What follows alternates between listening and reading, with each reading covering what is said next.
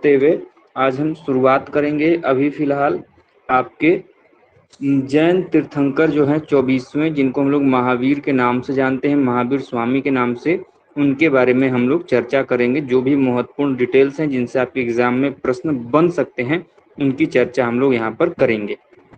तो एक एक करके जानकारी लेंगे, सभी लोग नोट डाउन करते हुए चलें भाई, क्योंकि आपके एग्जाम के पॉइंट ऑफ व्यू से ये बहुत ही इंपॉर्टेंट है। ध्यान में रख लीजिए, अभी मैं पहले ही बोल दे रहा हूँ।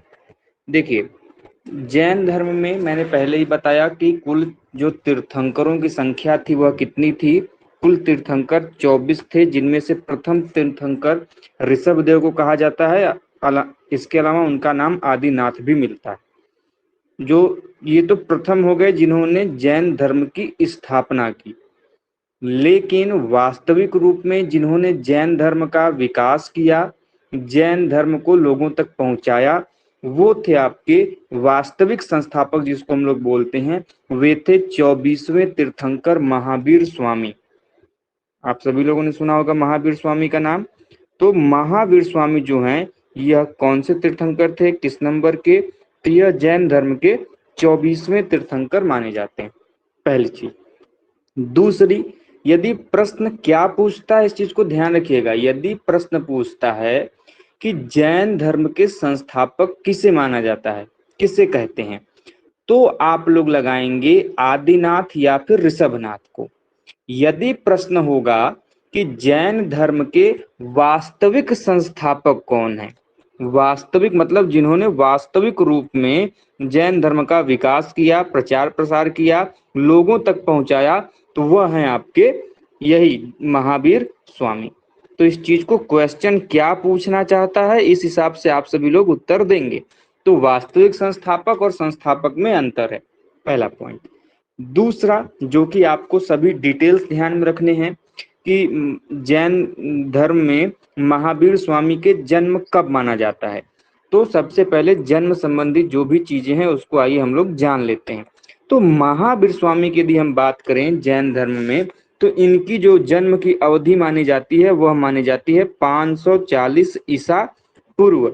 ईसा पूर्व को हम लोग BCE के नाम से भी जानते हैं। BCE को क्या बोलते हैं? बिफोर कॉमन इरा। क्या बोलते हैं? बिफोर कॉमन इरा। तो ईसा पूर्व मतलब 540 ईसा पूर्व में हमको महावीर स्वामी के जन्म का उल्लेख मिलता है। ठीक है, अब देखिए दूसरा प्रश्न। ठीक है कि इन्होंने 540 ईसा पूर्व में जन्म लिया, लेकिन इनका जन्म स्थान क्या है, इनका जन्म किस स्थान पे हुआ था? तो इनका जन्म हुआ था आपके कुंड ग्राम में। कहाँ पे हुआ था? कुंड ग्राम में, जो कि बिहार के वैशाली जिला में स्थित है। कहाँ पर स्थित है? वैशाली में। वैशाली कहाँ पड़ता है आपका? तो बिहार में। तो यदि कोई जन्म स्थल पूछे, ऑप्शन में प्रश्न आए कि निम्नलिखित में से किस स्थल पर महावीर स्वामी का जन्म हुआ था, तो ध्यान रखेंगे वो हुआ था कुंड ग्राम में। कुंड ग्राम में, जो कि बिहार के वैशाली जिला में स्थित है। ये तो हो गया दो चीजें। अब जो इंपॉर्टेंट चीजें हैं एक एक करके आइए उसको डिस्कस करते हैं। जैसे कि पूछता है कि महावीर स्वामी के पिता का नाम क्या था। तो महावीर स्वामी के जो पिता थे दोस्तों, वह थे सिद्धार्थ। कौन थे? उनके पिता का नाम क्या था? सिद्धार्थ था। जैसे गौतम बुद्ध के बचपन का नाम क्या था, बताइए, कभी किसी को पता है? गौतम बुद्ध के सिद्धार्थ, जी हाँ, गौतम बुद्ध के बचपन का नाम सिद्धार्थ है, लेकिन यहाँ पर महावीर स्वामी के पिता का नाम सिद्धार्थ है। तो इस दोनों चीजों को ध्यान में रखिएगा। देखिए, ये जो सिद्धार्थ थे ना, इनके पिता, ये वज्जी संघ के प्रधान थे। उस समय में कई अलग अलग संघ हमको मिलते हैं, मल्ल संघ मिलेगा, वज्जी संघ मिलेगा। तो जो वज्जी संघ था, इस वज्जी संघ के जो क्षत्रिय प्रधान थे वह थे आपके महावीर स्वामी के पिता। कौन? सिद्धार्थ। ठीक है, ध्यान में रखिएगा। इसके अलावा देखिए, आपसे एक एग्जाम में प्रश्न पूछता है कि जैसे आपके बौद्ध धर्म में जो गौतम बुद्ध हैं उनका कुल क्या था। तो आप लोगों ने पढ़ा होगा, उनका कुल था शाक्य कुल। लेकिन जैसे ही आप लोग महावीर स्वामी से संबंधित प्रश्न आएगा कि महावीर स्वामी किस कुल के थे, किस कुल में उन्होंने जन्म लिया था, तो आप सभी ध्यान रखेंगे, इन्होंने क्षत्रिय कुल में जन्म लिया है। महावीर स्वामी क्या थे? क्षत्रिय थे। और गौतम बुद्ध क्या थे? तो गौतम बुद्ध आपके शाक्य थे। तो प्रश्न क्या पूछ रहा है ये बहुत इंपॉर्टेंट है, उस हिसाब से आप सभी को उत्तर या आंसर देना है। ठीक है, क्लियर है? किसी को कोई कंफ्यूजन तो नहीं है? सर जी सर ये जो आप कुल बता रहे हैं, तो मैं तो पढ़ी थी कि उनके पिता जो थे वो ज्ञात्रिक कुल के थे, ये दोनों एक ही है क्या? कौन से कुल के? ज्ञात्रिक। अब हमने तो ज्ञात्रिक नहीं पढ़ा है, मैं एक बार देख लूंगा, लेकिन जहां तक हमें ज्ञात है वो क्षत्रिय कुल के थे। ठीक है, ओके हम सर। एक बार इसको देख लेंगे, आप हमें बस एक बार रिमाइंड करा दीजिएगा। खैर आगे बढ़े, ओके या सर। फिर अन्य कोई प्रश्न है आप लोगों का? नहीं सर, आगे। ठीक है, ये तो हो गया इनके पिता संबंधित चीजें। दूसरा है कि इनकी माता से संबंधित भी प्रश्न बनता है कि महावीर स्वामी के माता का नाम क्या था? तो माता का नाम था इनके त्रिशला। क्या था? त्रिशला। और ये जो माता थी इनकी त्रिशला, ये लिच्छवी शासक, लिच्छवी एक राजवंश था जो कि लिच्छवी शासक जिनका नाम था चेटक, शासक का राजा का नाम क्या था? चेटक, यह इनकी बहन थी। तो बहुत इंपॉर्टेंट क्वेश्चन है, एग्जाम में ऐसे ही पूछेगा कि महावीर स्वामी की माता जो त्रिशला थी, ये निम्नलिखित में से किस शासक की बहन के रूप में जानी जाती हैं? तो ध्यान रखिएगा, यह चेटक की बहन है। चेटक जो थे यह किस राजवंश से संबंधित है? तो यह लिच्छवी राजवंश से संबंधित है। माता का नाम त्रिशला, पिता का नाम सिद्धार्थ। जो पिता थे ये किस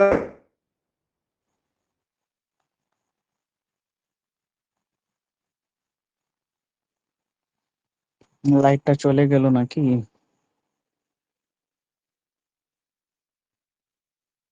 হ্যালো,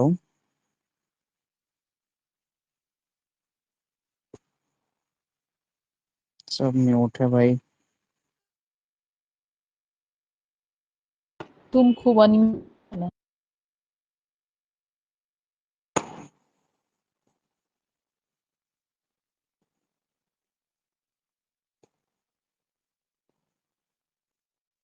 हेलो,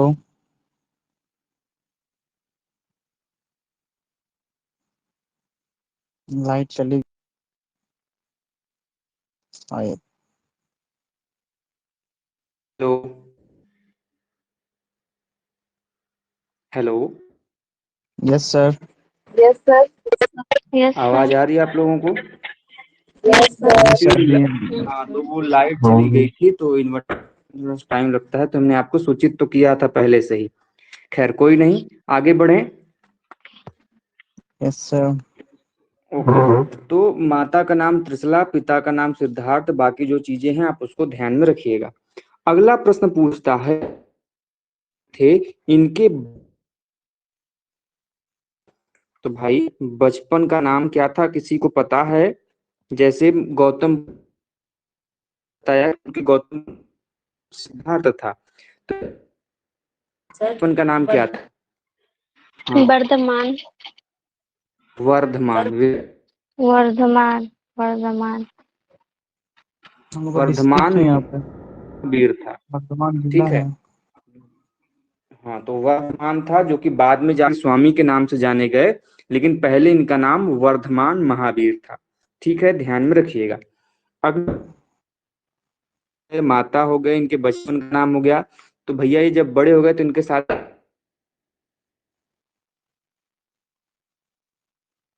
पत्नी का नाम क्या है? यह बड़ा इंपॉर्टेंट है, बताइए किसी को जानकारी है? यशोदा।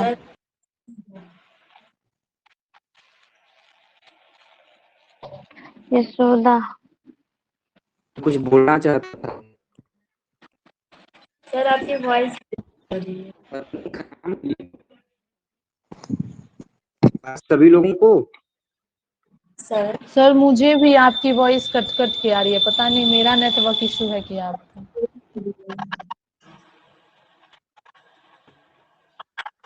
क्या प्रॉपर रूप से आवाज नहीं आ रही है? No sir. No sir, cut cut के आ रहे हैं।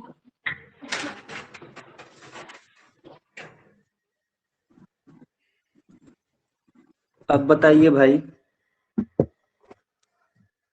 तो आ रही है सर, सही। ठीक आ रही है अब? Yes sir. Yes sir. Okay, तो इनकी पत्नी का नाम यशोदा था, और ये जो यशोदा इनकी पत्नी थी, ये राजा समरवती की कन्या थी। ये किसकी कन्या थी, किसकी पुत्री थी? तो राजा समरवती की, समरवती की कन्या थी। कौन? ये यशोदा। और यशोदा कौन थी? महावीर स्वामी की, तो ये उनकी पत्नी थी। ठीक है, ध्यान में रखिएगा। अगला प्रश्न पूछता है कि भाई महावीर स्वामी की एक पुत्री भी थी, जिनका नाम क्या था? किसी को जानकारी है? जल्दी बताइए, समय नहीं है। प्रिय दर्शना, वेरी गुड। प्रिय दर्शना कह लें या प्रिय दर्शनी, लेकिन आपको ध्यान में रखना है कि प्रिय दर्शना ही ध्यान में रखिए। इनकी पुत्री का नाम क्या था? प्रिय ठीक है। और जो प्रिय दर्शना की शादी हुई थी, इनके जो प्रिय दर्शना के पति कह लें या फिर महावीर स्वामी के, वो क्या हुए? दामाद। हाँ, तो ये भी पूछता है जमाली वो थे कौन? सर। हाँ, जमाली। जो महावीर स्वामी है, इनका बहुत विरोध किया था। जब ज्ञान प्राप्त हुई थी महावीर स्वामी को, तो जो जमाली थे, इन्होंने विरोध किया था। लेकिन ये भी जान लीजिए, इन्होंने पहले तो विरोध किया, लेकिन बाद में यही है जो जमाली हैं, इन्होंने ही सबसे पहले शिष्य बने हैं महावीर स्वामी के। जैसे जाम बौद्ध धर्म में प्रथम शिष्य के रूप में शिष्य कौन थे बुद्ध के? बताइए। जमाली। हम पूछ रहे हैं बौद्ध धर्म में बुद्ध के शिष्य, आप लोग बता रहे हो महावीर स्वामी के शिष्य। क्वेश्चन क्या पूछ रहे हैं ये तो बता जानिए। सर क्या पूछे हैं फिर?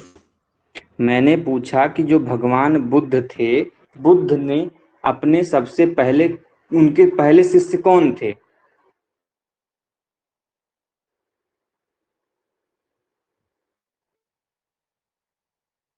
है। Hello, hello. Yes sir.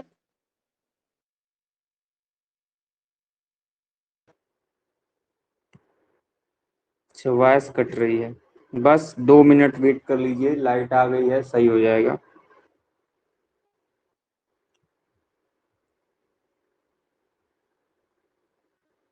तब तक बताइए यदि किसी को पता है तो।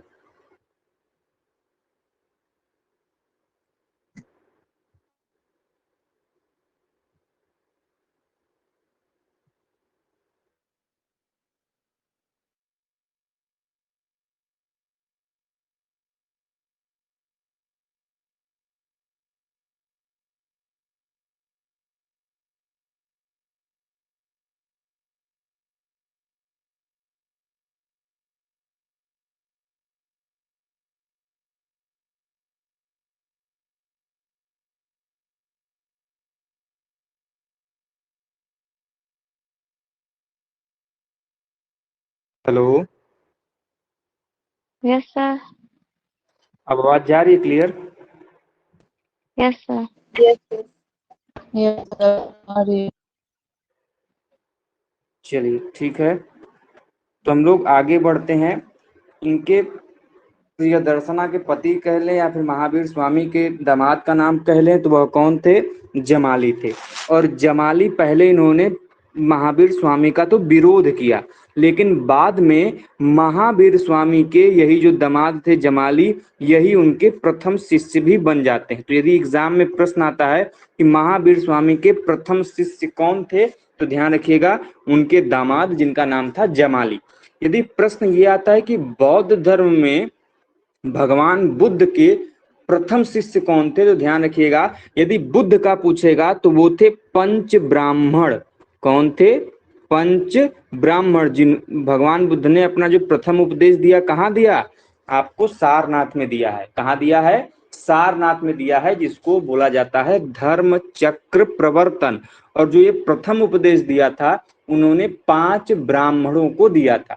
ये 5 ब्राह्मण वही ब्राह्मण थे जिसके साथ पहले बुद्ध ने ज्ञान की प्राप्ति के लिए तपस्या किया था। लेकिन इनकी तपस्या के साथ में जो ये ब्राह्मण थे इनके साथ छोड़कर चले गए थे। बाद में वही 5 ब्राह्मण आकर इनके जो उपदेश हैं इनको पहली बार ग्रहण करते हैं। तो यदि बौद्ध धर्म में पूछेगा कि भगवान बुद्ध के कौन थे वो आपके प्रथम शिष्य, तो वो 5 ब्राह्मण थे, 5 ब्राह्मण थे। और यदि पूछेगा महावीर स्वामी के कौन प्रथम शिष्य थे, तो वो थे आपके जमाली। इस चीज को भी आपको ध्यान में रखना होगा। क्लियर है? Yes sir. Yes sir. Yes sir. इसके अलावा जमाली प्रथम शिष्य थे, ठीक है। इसके अलावा बड़ा फेमस क्वेश्चन पूछता है एक, इनके एक शिष्य हैं जिनका नाम है मखली पुत्र गोसाल। उनका नाम क्या है? मखली पुत्र गोसाल। मखली पुत्र गोसाल। अब इस नाम को देखकर या सुनकर आप में से किसी को कुछ भी याद आ रहा हो तो बताइए भैया हमको। इसको कहीं आप लोगों ने पढ़ा है मखली पुत्र गोसाल को? बताइए। यस सर, पढ़ी तो हूँ। प्रिंस जी आपने पढ़ा है? वो नहीं पढ़ा, लेकिन मेरे को इतना याद आ रहा है कि जब ये मदरहुड था तो उस टाइम में माँ का नाम सबसे पहले लगता था। ना ना, वो उससे संबंधित नहीं है। आप लोगों को अच्छा ये बताइए, कन्हैया भैया नहीं जुड़े हैं क्या? नहीं है। चलिए कोई बात ये नहीं, गांव में मेरी होने की वॉइस नहीं थोड़ी जा सी रही है? समस्याएं हैं। हाँ बोलिए बोलिए, आपकी आवाज आ रही है, बताइए बोलिए। सर मखली पुत्र गोसाल नहीं हूँ, और मैं इनके बारे में सर मेरे को अच्छे से याद नहीं आ रहा, बट इतना बोलती हूँ ही आप थे शायद। अच्छा ठीक है, सुनिए सुनिए।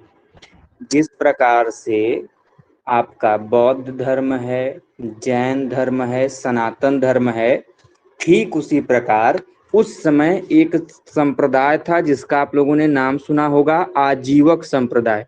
नाम सुना है सभी ने? Yes sir. नहीं। Yes sir. जिन्होंने नहीं सुना है आज सुन ले। आजीवक संप्रदाय। तो यदि प्रश्न ये पूछे कि आजीवक संप्रदाय की स्थापना किसके द्वारा की गई, तो इसी आजीवक संप्रदाय की स्थापना मखली पुत्र गोसाल द्वारा की गई थी। तो ये भी क्वेश्चन आपके एग्जाम में आता है कि आजीवक संप्रदाय निम्नलिखित द्वारा किसके द्वारा संस्थापित किया गया, तो मखली पुत्र गोसाल के द्वारा। मखली पुत्र गोसाल किसके शिष्य थे? तो ये आपके महावीर स्वामी के। एक और क्वेश्चन आजीवक संप्रदाय से ही जुड़ा हुआ है। वह क्वेश्चन कौन सा है कि आप लोगों ने पढ़ा होगा, जब मौर्य काल आप लोग पढ़ रहे होंगे तो आपको बताया गया होगा कि मौर्य काल में जो राजा अशोक का पुत्र था, एक नाम था उसका दशरथ। किसी ने नाम सुना है? केसी श्रीवास्तव, यस नाम सर। सुना है यस आपने? सर। जी सर। हाँ, तो उसमें आपको पढ़ाया गया होगा कि गुफाएं थी, बराबर की गुफा, लोमेश गुफा, ये गुफाएं थी। नागार्जुनी गुफा थी ना, जिसमें जी राजा सर। दशरथ ने आजीवक संप्रदाय के लोगों को वो गुफाएं क्या की थी? दान में दी थी।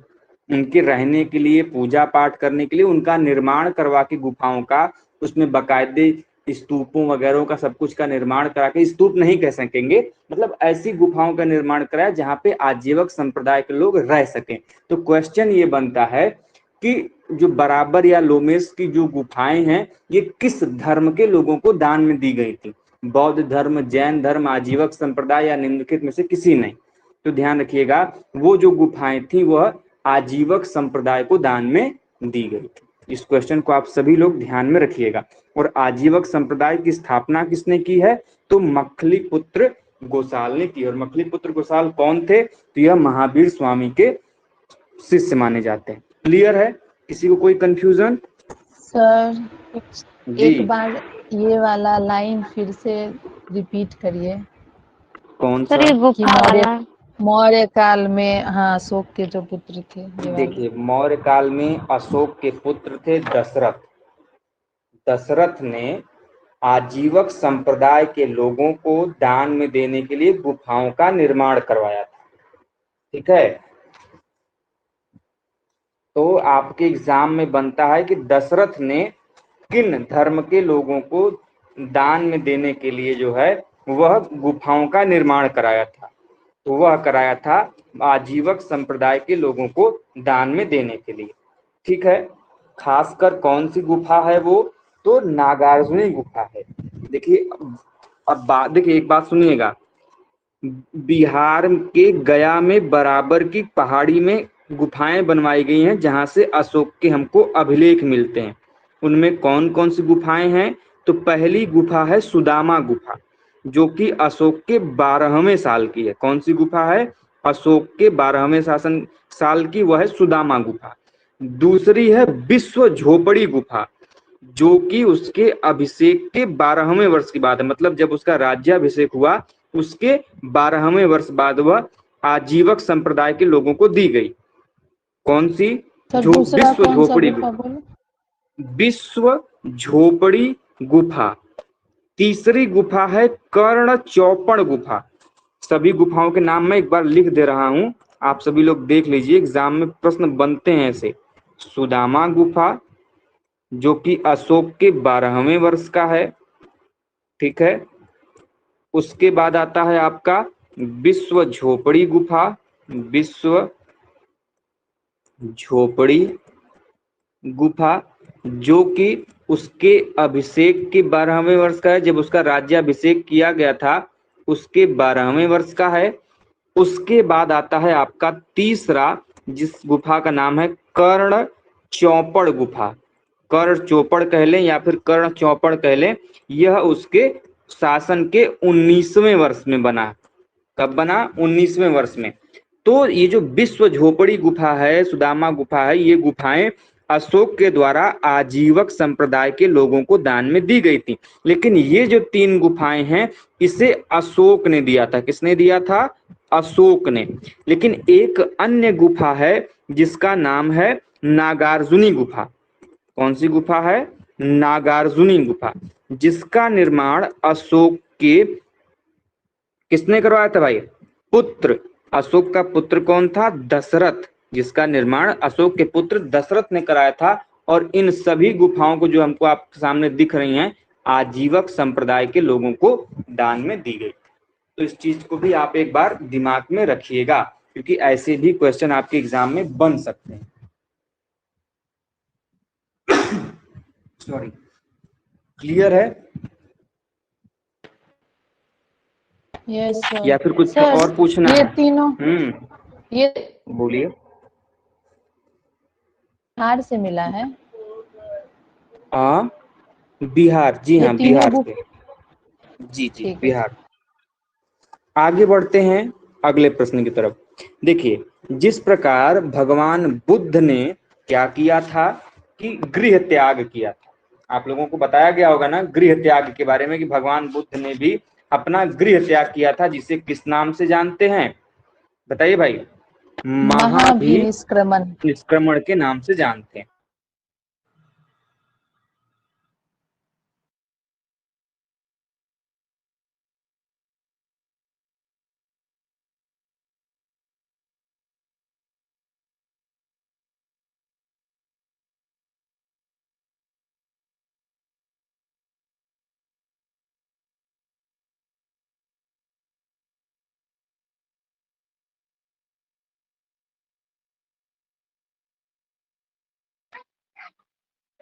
Hello,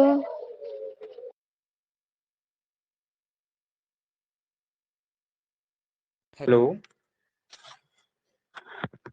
hello, yes sir, yes sir, आवाज सर आ रही है? आवाज, यस सर।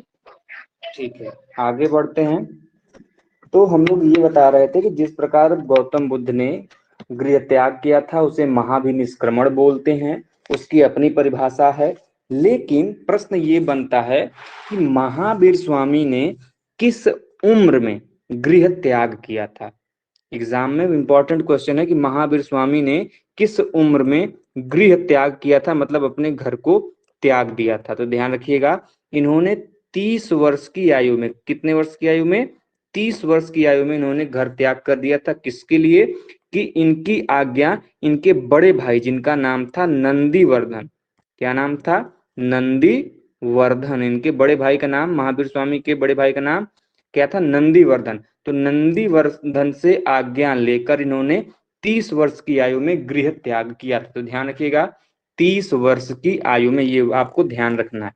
अगला प्रश्न ये है कि जो इनको ज्ञान की प्राप्ति हुई, ज्ञान की प्राप्ति हुई, यह ज्ञान की प्राप्ति इनको कितनी साल की तपस्या के पश्चात प्राप्त हुई थी? तो सभी लोग ध्यान रखेंगे, इन्होंने 12 वर्ष, कितने वर्ष तपस्या की थी? 12 वर्ष इन्होंने तपस्या की थी, जिसके पश्चात इनको ज्ञान की प्राप्ति हुई। और ये भी जान लीजिए कि जिस प्रकार बौद्ध धर्म में ज्ञान की प्राप्ति को निर्वाण कहा गया है, बौद्ध धर्म में ज्ञान की प्राप्ति को क्या कहते हैं? निर्वाण कहते हैं। ठीक वैसे ही जैन धर्म में जो निर्वाण की या ज्ञान की प्राप्ति है, उसके लिए जो शब्द प्रयुक्त किया जाता है वह क्या किया जाता है? कैवल्य प्रयुक्त किया जाता है। ध्यान रखिएगा। तो यदि प्रश्न ये पूछे कि महावीर स्वामी को कैवल्य की प्राप्ति कितने वर्षों में हुई थी, तो सभी लोग ध्यान रखिएगा, यह हुई थी 12 वर्ष की तपस्या के पश्चात। सो कंफ्यूज नहीं होंगे कि कैवल्य आ गया तो कंफ्यूज हो गए। या फिर प्रश्न पूछ दे कि जैन धर्म में ज्ञान की प्राप्ति के लिए कौन सा शब्द प्रयोग किया जाता है, किस नाम से जानते हैं, तो इस चीज को ध्यान में रखिएगा, कैवल्य के नाम से जानते हैं। 2 क्वेश्चन आपके ज्ञान प्राप्ति से पूछता है, क्या? कि इनको ज्ञान प्राप्ति पहली चीज की कहाँ हुई, पहला चीज ये। दूसरा प्रश्न पूछता है किस नदी के तट पर हुआ, अर्थात किस नदी के किनारे हुआ। और तीसरा पूछता है कि किस वृक्ष के नीचे इनको जो है इसकी ज्ञान की प्राप्ति हुई। तो 3 चीजें ज्ञान प्राप्ति से आपके एग्जाम में पूछते हैं। तो सबसे पहले इनको जो ज्ञान की प्राप्ति हुई वो हुई है जृंभिक ग्राम में हुई है। जृंभिक ग्राम में इनको ज्ञान की प्राप्ति हुई है। किस नदी के किनारे प्राप्ति हुई है? तो वो हुई है ऋजुपालिका नदी के किनारे। नदी का नाम क्या है? ऋजुपालिका नदी। यदि वहीं पर वृक्ष का नाम पूछेगा कि कौन से वृक्ष के नीचे इनको प्राप्ति हुई, तो ध्यान रखिएगा वो वृक्ष का नाम था साल वृक्ष। जैसे भगवान बुद्ध को पीपल के वृक्ष के नीचे प्राप्ति हुई थी, उसी प्रकार महावीर स्वामी को साल वृक्ष के नीचे ज्ञान की प्राप्ति हुई थी। ठीक है। ऐसे एक प्रश्न और बता दीजिए, यदि इतने आप लोग बता रहे हो क्वेश्चन का आंसर, तो एक और बता दीजिए भाई हमें कि जिस प्रकार ऋजुपालिका नदी के किनारे महावीर स्वामी को ज्ञान की प्राप्ति हुई थी, तो हमें ये भी बता दीजिए कि गौतम बुद्ध को किस नदी के किनारे ज्ञान की प्राप्ति हुई थी। बताइए भाई, किसी को पता है? फाल्गु नदी। फाल्गु नदी, वेरी गुड। फाल्गु नदी के किनारे, वेरी गुड, जिसको हम लोग निरंजना नदी भी बोलते हैं। तो यदि निरंजना नदी दे तो भी कंफ्यूज नहीं होंगे। ठीक है, फाल्गु नदी बोल दीजिए या हाँ बोलिए बोलिए। नाम से जानते हैं, फाल्गु तो जानते ही हैं, निरंजना भी जानते हैं क्या? हाँ, फिर से रिपीट करिए। पुनपुन नदी से भी जानते हैं क्या? नहीं, हम तो नहीं सुने हैं, हमको ऐसी तो जानकारी नहीं है भाई। Okay sir. ठीक है, आगे बढ़ें। Yes sir. आगे बढ़ते हैं भाई। देखिए, तो हम लोगों ने इतना जाना कि कहाँ प्राप्ति हुई, किस नदी के किनारे हुई, किस वृक्ष के नीचे हुई, ये सभी चीजें हम लोगों ने जानी। तो अगला प्रश्न है उठता है कि ठीक है, जब इनको मिल गया, ज्ञान की प्राप्ति हो गई, तो ज्ञान तो व्यर्थ जाना नहीं चाहिए, तो उसके लिए क्या करेंगे? उपदेश देंगे। तो प्रश्न बनता है कि महावीर स्वामी ने अपना प्रथम उपदेश कहाँ पर दिया था?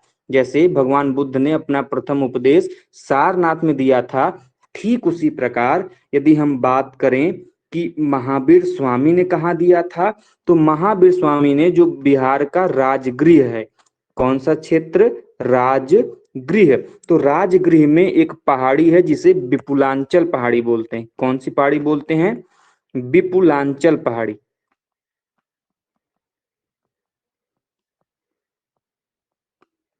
विपुलांचल पहाड़ी बोलते हैं, जो कि वाराकर नदी के किनारे स्थित है। वाराकर नदी, लेकिन इतना ध्यान में मत रखिए, बस इतना ध्यान रखिए कि प्रथम उपदेश इन्होंने बिहार के राजगृह में दिया था। महावीर स्वामी ने राजगृह में दिया है, भगवान बुद्ध ने सारनाथ में दिया है, दोनों। अगला कि महावीर स्वामी को कई सारी उपाधियों को से संबोधित किया जाता है। वो उपाधियां कौन कौन सी हैं? जैसे केवलीन, केवलीन मतलब जिसने कैवल्य की प्राप्ति कर ली हो उसे केवलीन बोलते हैं, मतलब सर्वोच्च ज्ञान प्राप्त करने वाला व्यक्ति। उसके अलावा इनको जिन बोला गया है। जिन, जिन का मतलब होता है विजेता।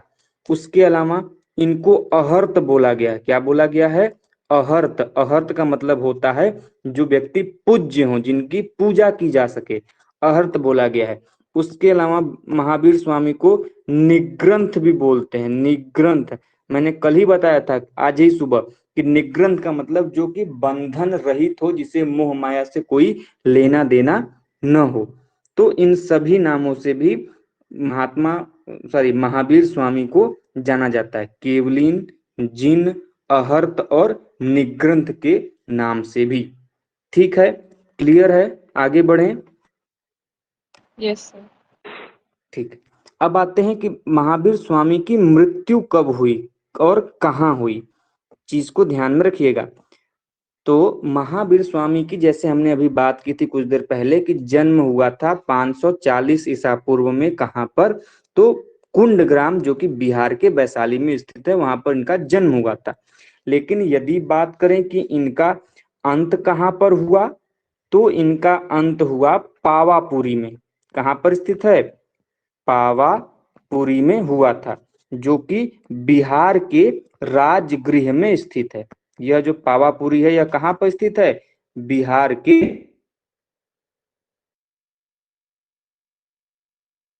उनकी जो मृत्यु हुई थी, यह 72 वर्ष की आयु में। कितने वर्ष की आयु में? 72 की आयु में 668 ईसा पूर्व में इनकी मृत्यु हुई थी। ठीक, क्लियर है? बताइए भाई, किसी का कोई क्वेश्चन वगैरह?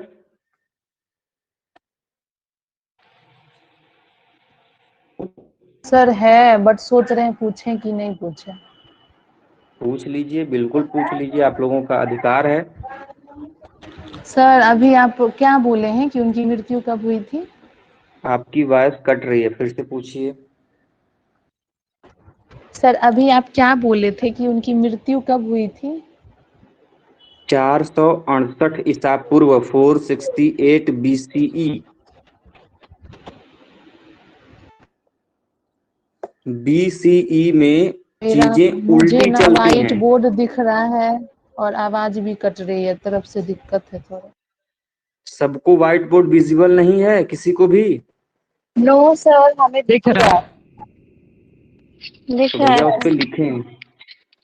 देखिए, ये कॉन्सेप्ट और बताना चाहूंगा कि जब भी कोई डेटिंग BCE या फिर ईसा पूर्व में दिया गया होगा, तो वो समय काल आगे बढ़ेगा। तो वो आगे न बढ़कर वो क्या बढ़ता है? पीछे की तरफ बढ़ता है। जैसे हमने कहा कि मेरा जन्म 504 ईसा पूर्व में हुआ और मेरी मृत्यु 4 साल बाद हो गई। तो 4 साल बाद हो गई, तो आप लोग जनरली क्या करोगे कि 4 जोड़ोगे और आप लोग निकालोगे कि मेरी मृत्यु 508 ईसा पूर्व हो गई। तो ये जो BCE होता है, जो ईसा पूर्व, जब भी कोई समय काल आगे की तरफ बढ़ता है तो उससे नियम क्या है कि उसमें हम माइनस करते हैं, न कि जोड़ते हैं। तो आप इसमें 4 घटा दोगे तो मेरी मृत्यु कब हो जाएगी? 500 ईसा जाएगी। क्यों? कि जो ईसा पूर्व है यह 0 को प्राप्त करने के पहले का है। जैसे आप लोगों को पढ़ाया गया होगा कि बीच में 0, इधर प्लस और इधर माइनस, तो जो प्लस है वो इधर है आपका एडी और जो इधर है वो आपका है बीसीई। तो यदि हमको जीरो को प्राप्त करना है तो हमको इसमें से माइनस करना पड़ेगा। और एडी में क्या होता है कि यहाँ, क्लियर है? यस। ठीक है, तो इस चीज को ध्यान में रखिएगा। हाँ बोलिए। सर कोई मैंने कुछ तो पूछ, पढ़ा है हाँ बोलिए बोलिए। 527 ईसा पूर्व। किसको?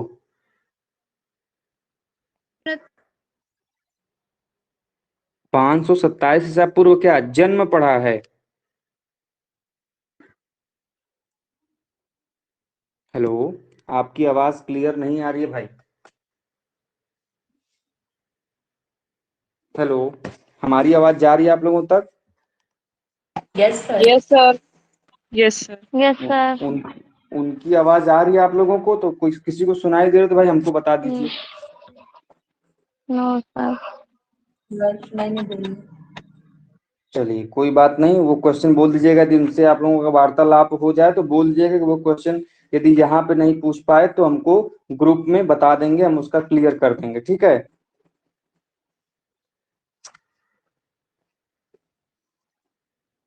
ठीक है सर। Okay sir.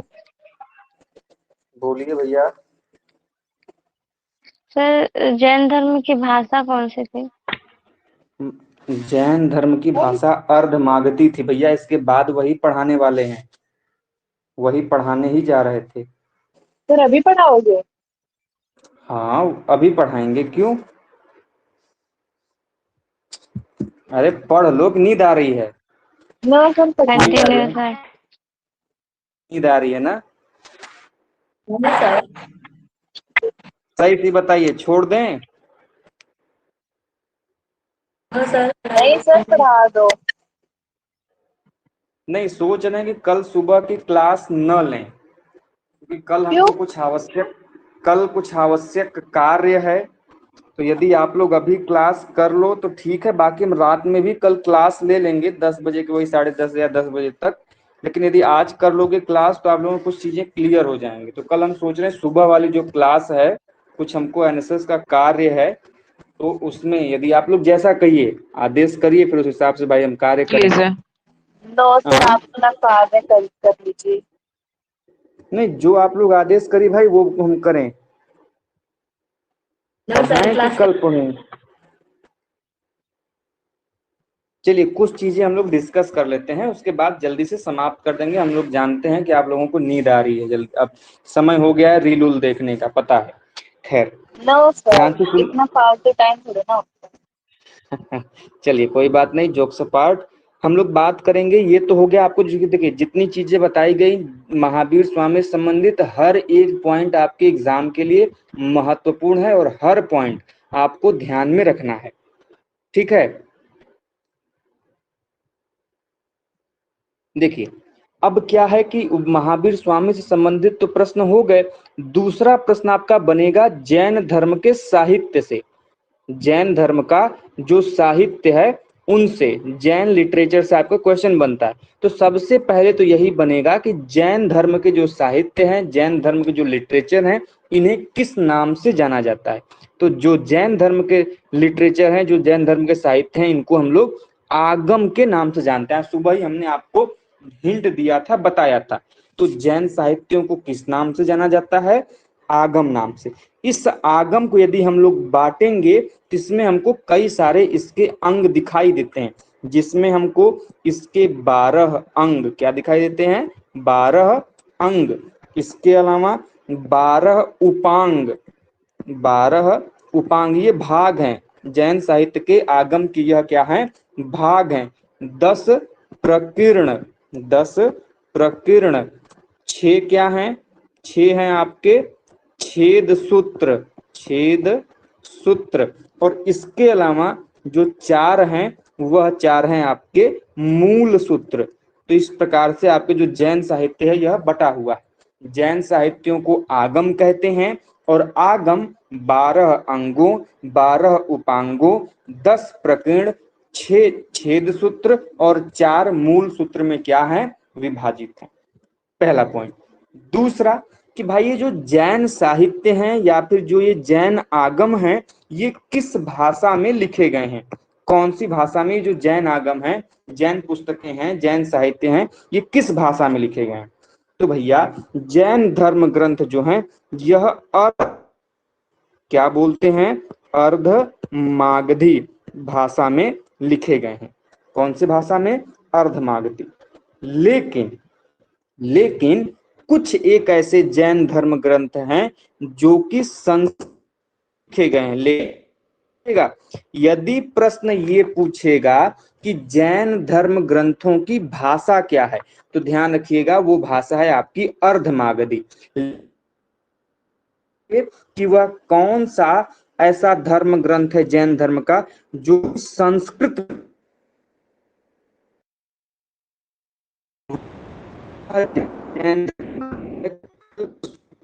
जिसे संस्कृत में लिखा गया है। राहु ने भद्र सर आवाज नहीं आई। हेलो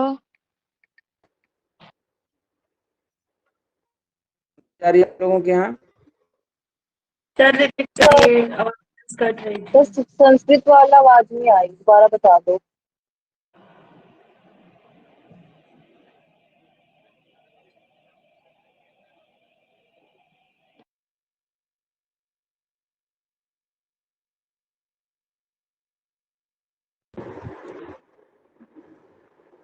बताइए भाई, आवाज नहीं जा रही है?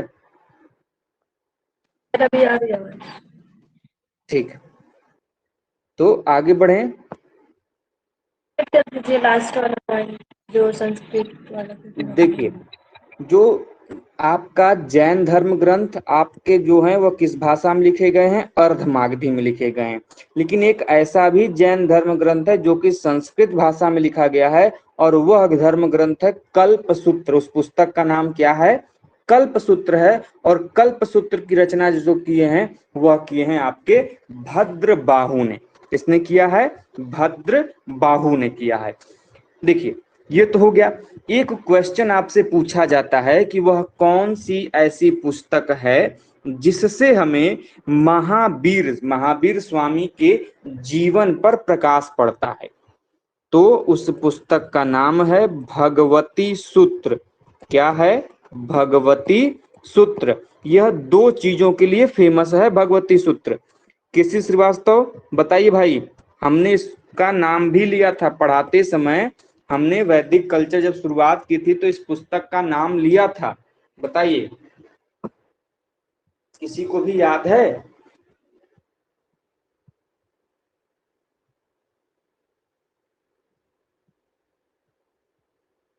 सर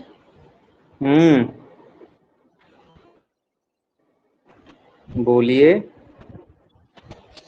सर क्या पूछे हैं आप? भगवती सूत्र जो पुस्तक है, इससे हमको किस चीज की जानकारी मिलती है? भगवती सूत्र। हाँ, सर और इससे तो भगवती बुद्ध सूत्र। के बारे में जानकारी। अरे राम राम, अरे मोरी मैया, हमको पता ही नहीं था। भगवती सूत्र से भगवान बुद्ध के जन्म की जानकारी मिलती है। कहाँ पढ़े प्रभु?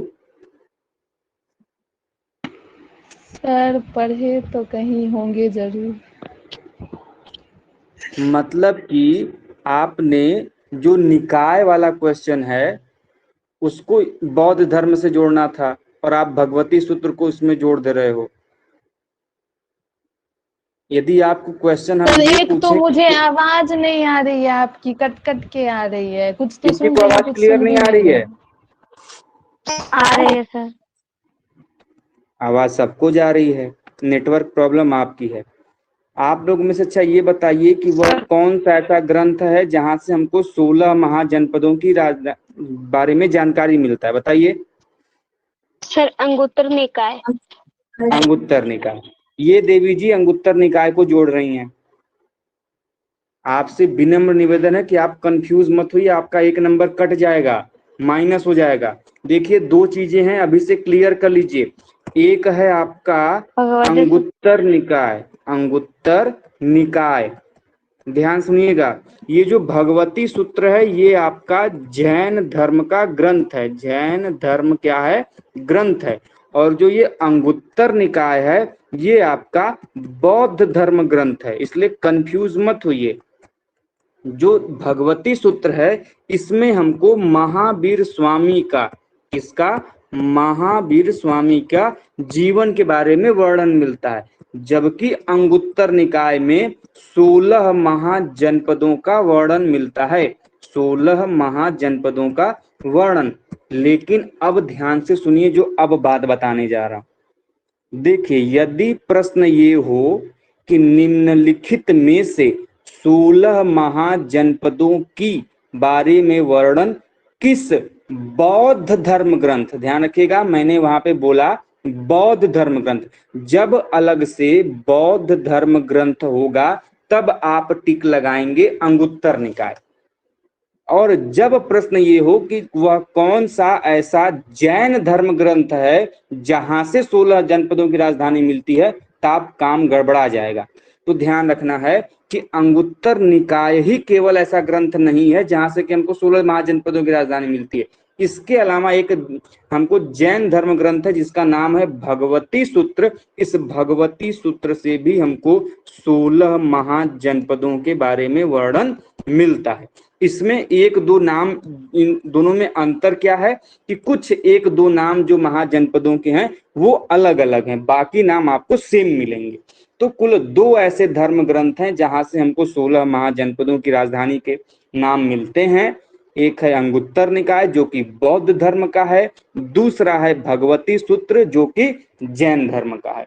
और यदि प्रश्न ये हो कि निम्नलिखित में से किसमें 16 महाजनपदों के बारे में वर्णन मिलता है और उसमें अंगुत्तर निकाय और आपका भगवती सूत्र हो और तीसरा ऑप्शन हो ए और बी दोनों में, तो ध्यान रखिएगा भगवती सूत्र अंगुत्तर निकाय दोनों में वर्णन मिलता है। क्लियर है? Yes sir. Yes sir. किसी को कोई कंफ्यूजन तो नहीं? No sir. तो समाप्त करें, खेला हो गया, पढ़ लिए बहुत आप लोग, कि अभी और पढ़ेंगे? सर बहुमत क्या कह रहा है बताइए, बहुमत बताइए भाई। कमेंट बॉक्स में, जो चैट बॉक्स है उसमें बता दीजिए, चैट बॉक्स में।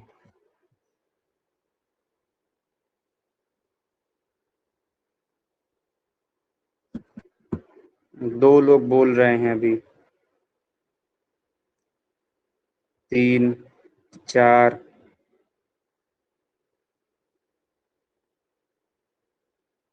ये तो 50-50 हो गया। 5, अब बहुमत हो गया। चलिए ठीक है भाई, जान गए। ध्यान से सुनिए, ये तो बात हो गई आपके जैन धर्म ग्रंथों से। इससे ज्यादा आपको क्वेश्चन जो बनेगा एक्स्ट्रा वाला उसको हम बाद में बताएंगे, लेकिन इतना फिलहाल जान लीजिए कि जैन धर्म ग्रंथ से जो मूल आपके प्रश्न बनेंगे वो यही बनेंगे। अब देखिए, जो जैन धर्म ग्रंथ है उनको पढ़ाने के पश्चात आपको ये भी जानना आवश्यक है कि जो ये जैन धर्म है ये बाद में चलकर 2 भागों में विभाजित हो गया, जिसे हम लोग किस किस नामों से जानते हैं? श्वेतांबर, और हम लोग दूसरा जानते हैं दिगंबर। तो जिस प्रकार हमारा आपका बौद्ध धर्म 2 भागों में आगे जाके विभाजित हो गया था, महायान और हीनयान, ठीक उसी प्रकार जैन धर्म भी आपका 2 भागों में विभाजित हो गया था, श्वेतांबर और दिगंबर। अब देखिए, प्रश्न ये है कि श्वेतांबर का भी हमको एक उपनाम मिलता है जिसको हम लोग तेरापंथी बोलते हैं। क्या बोलते हैं? तेरापंथी। तो यदि श्वेतांबर के स्थान पे तेरापंथी दिया होगा तो कंफ्यूज नहीं होंगे। और दिगंबर को क्या बोलते हैं? एक अन्य नाम इसका समैया। क्या बोलते हैं? समैया। अब एक एक करके आते हैं कि इन दोनों के बीच में अंतर क्या है, श्वेतांबर संप्रदाय में अंतर क्या है और दिगंबर संप्रदाय में अंतर क्या है। तो पहला, जो श्वेतांबर संप्रदाय के संस्थापक माने जाते हैं या फिर प्रमुख माने जाते हैं, उन व्यक्ति का नाम है स्थूल भद्र। क्या नाम है? स्थूल भद्र। तो जो श्वेतांबर संप्रदाय के प्रमुख कौन हैं? वह हैं स्थूल भद्र, और जो दिगंबर संप्रदाय के प्रमुख हैं वह हैं आपके भद्र बाहु। कौन है भैया? भद्र बाहु।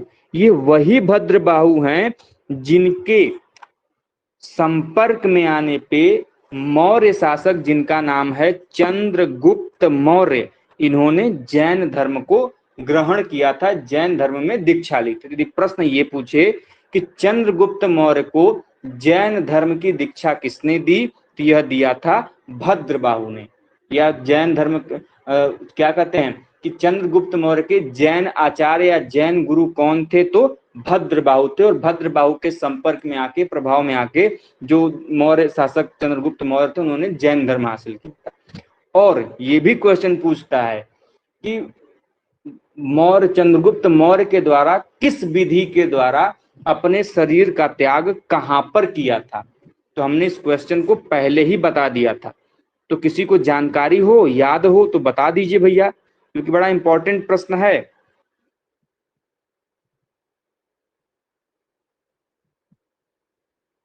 किसी को पता है कि चंद्रगुप्त मौर्य ने, हाँ बताइए, सही बता रहे हो? कर्नाटक में इन्होंने अपना सर कायाकल्प। आवाज आ रही है सर? वेरी गुड, हाँ हाँ बिल्कुल जा रही है, एकदम क्लियर एंड कट आ रही है। कायाकल्प विधि के द्वारा चंद्रगुप्त मौर्य ने कर्नाटक में एक स्थान है जिसका नाम है श्रवण बेलगोला। क्या नाम है? श्रवण बेलगोला। उसका जो स्थान है श्रवण बेलगोला, वहां पर कायाकल्प विधि से इसी भद्रबाहु के प्रभाव में आकर उन्होंने क्या किया, अपने शरीर का त्याग किया था। ध्यान रखिएगा। और ये भी क्वेश्चन बनता है कि निम्नलिखित में से कौन से ऐसे मौर्य शासक हैं जो कि जैन धर्म के संरक्षक थे या फिर जैन धर्म के मानने वाले थे, तो ध्यान रखिएगा वह आपके चंद्रगुप्त मौर्य थे। क्लियर है? आगे बढ़ें। Yes sir. अब देखिए, तो हमने आपको बताया कि जैन धर्म दो भागों में बटा, श्वेतांबर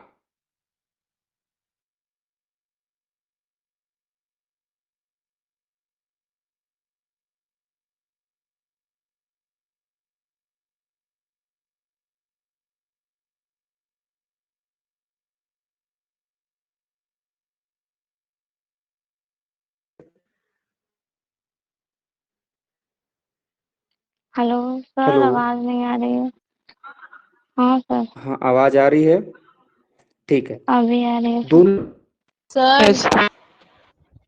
सर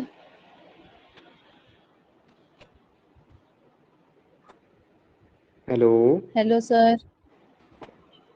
हाँ बोलिए। सर आप कुछ देर पहले श्वेतांबर और दिगंबर का उपनाम बता रहे थे ना, क्या बता रहे थे सर? श्वेतांबर का तेरापंथी और दिगंबर का समया।